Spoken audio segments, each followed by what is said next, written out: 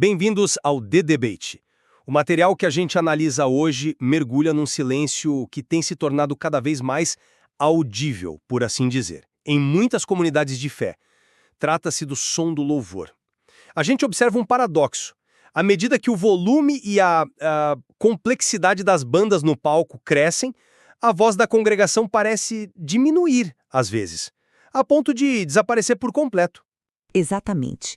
E a questão que se impõe e que vai guiar nossa discussão aqui é se a culpa recai sobre o modelo de adoração contemporânea, com toda essa estética de espetáculo, que estaria ativamente silenciando os fiéis. Ou se, na verdade, a gente está diante de uma evolução litúrgica que é natural, necessária, mas talvez mal compreendida ou, em muitos casos, simplesmente mal executada. Eu vou defender a primeira posição. Vou argumentar que o modelo que o material chama de worship, de espetáculo, não é um acidente, mas sim um design que, intencionalmente ou não, prioriza a performance em detrimento da participação.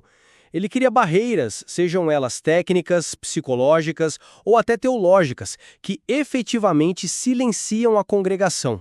E eu vou sustentar que essa é uma análise que simplifica um fenômeno muito mais complexo.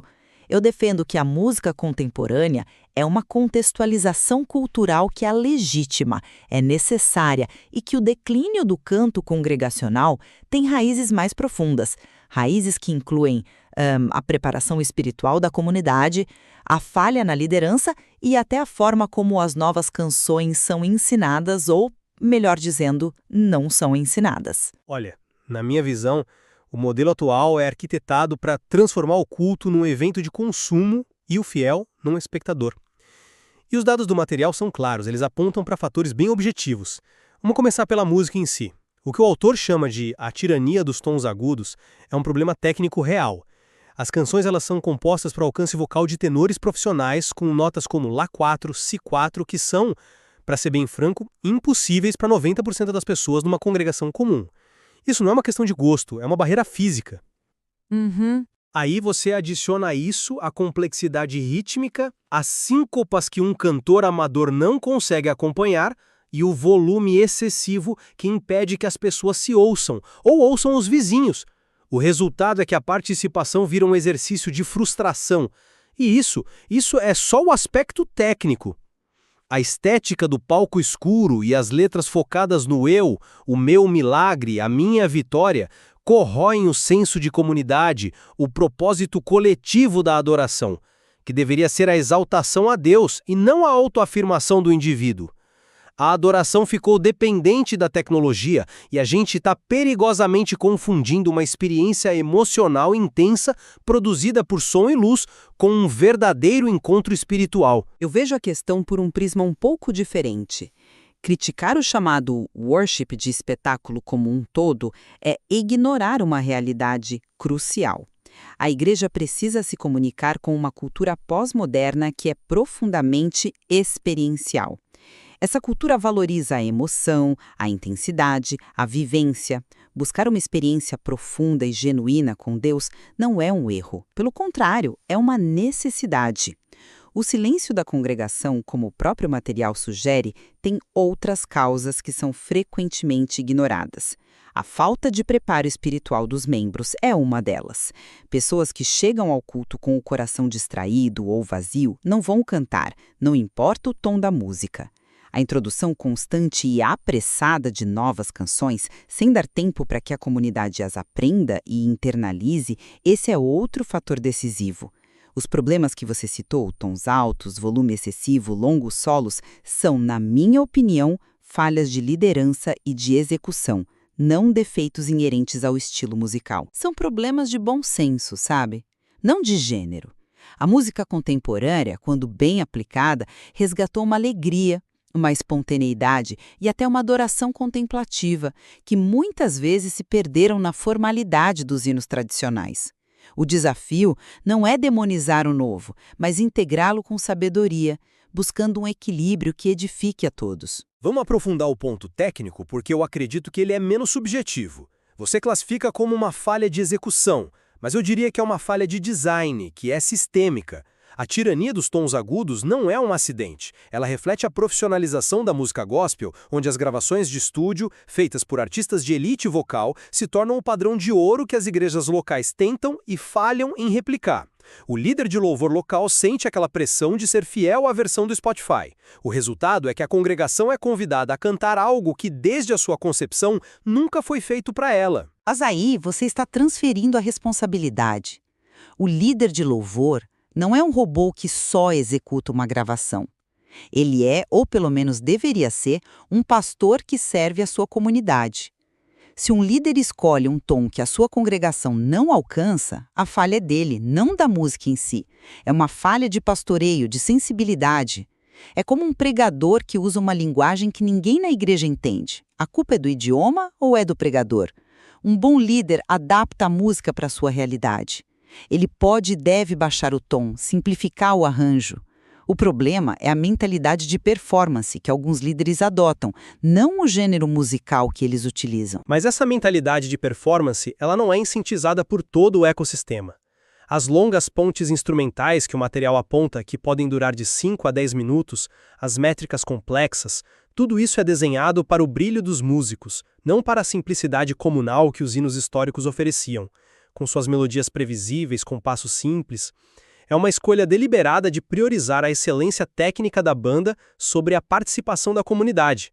Você está me dizendo que toda essa tendência é só uma série de más decisões individuais e não uma mudança filosófica na própria natureza do louvor? Eu estou dizendo que a filosofia por trás pode até ser boa, mas a aplicação desastrosa.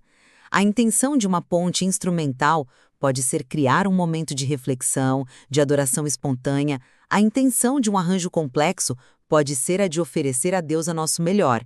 O problema é quando a ferramenta se torna um foco. E eu concordo que isso acontece, mas o material também aponta para outro fator que precede a dificuldade técnica: a falta de familiaridade.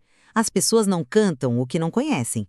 A introdução incessante de novidades, sem um ensino consistente, cria uma congregação que está sempre um passo atrás, tentando aprender em vez de adorar. O problema não é a música ser nova, mas a falta de um processo pedagógico para torná-la da igreja. Entendo o seu ponto sobre a responsabilidade do líder, mas o problema não é só o que se ouve, é também o que se vê e o que se sente. E isso nos leva direto à questão da estética. O efeito palco escuro, com a congregação na penumbra e o palco banhado em luz, cria uma barreira psicológica de separação.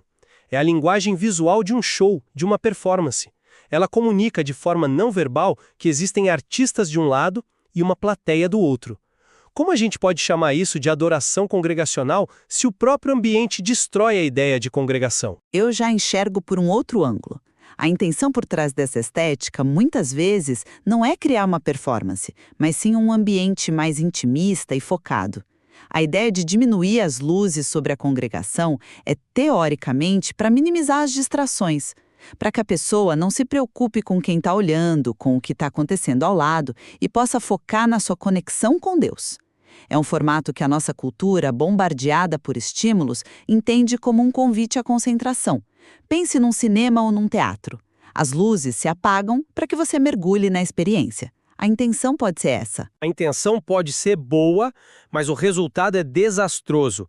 Ao remover a percepção visual do corpo de Cristo reunido, você privatiza a adoração. O som absurdamente alto, que nos impede de ouvir a voz da pessoa ao nosso lado, completa esse processo de isolamento. Como o teólogo James K. A. Smith argumenta, se a congregação não pode se ouvir, ela deixa de ser um corpo que canta junto. A adoração coletiva se transforma numa soma de adorações individuais e privadas acontecendo no mesmo espaço físico. É a antítese do conceito bíblico de corpo. É como ir a um restaurante requintado. A comida pode ser fantástica, mas você não é convidado a entrar na cozinha e cozinhar junto. Você está lá para consumir uma experiência criada por profissionais. E o culto está perigosamente se tornando isso. Pastor João de Souza, que é citado no material, diz algo crucial. A adoração pode acontecer em um palco, desde que ele seja transformado em um altar pela intenção correta do coração. O problema não é a luz ou o volume em si, mas a perda do propósito. Quando o foco se desloca de Deus para o homem, aí sim o palco vira palco e o altar desaparece. A questão é mais profunda do que a configuração técnica. É uma questão de coração, tanto de quem lidera quanto de quem é liderado. E esse deslocamento de foco do qual você fala é evidente e talvez até incentivado pela teologia expressa nas letras. A mudança de um foco coletivo e teocêntrico, hinos que falavam de nós, povo de Deus, nós adoramos, para um individualismo quase narcisista, eu vou voar, a minha vitória, o meu milagre, é gritante. Isso não é só uma mudança de pronome, é uma mudança teológica fundamental. Ela alimenta uma fé antropocêntrica, onde o culto se torna sobre o que eu sinto e o que eu recebo, e não sobre quem Deus é e o que ele fez. A forma, a estética do espetáculo está perfeitamente alinhada com esse conteúdo de autoajuda espiritual. Esse ponto é interessante, mas ele não considera que essa mudança lírica reflete uma tendência cultural muito mais ampla que não é exclusiva da música worship? Nós vivemos numa era de individualismo. A igreja está dialogando com essa cultura. Além disso, não se pode ignorar que a música contemporânea também resgatou uma linguagem de intimidade e de relacionamento pessoal com Deus que é profundamente bíblica. A ideia de ser amigo de Deus, por exemplo. Os salmos estão repletos de expressões pessoais de angústia, de alegria, de anseio. Portanto, não é justo dizer que toda letra na primeira pessoa é narcisista. Mas a igreja não deveria simplesmente espelhar a cultura e sim oferecer uma contracultura. Ao adotar sem crítica o individualismo lírico, ela abdica de seu papel profético e se torna apenas mais um produto de consumo emocional no mercado da fé. O problema não é a expressão pessoal, mas o desequilíbrio. Onde está o lamento coletivo? Onde está o canto sobre a justiça de Deus no mundo?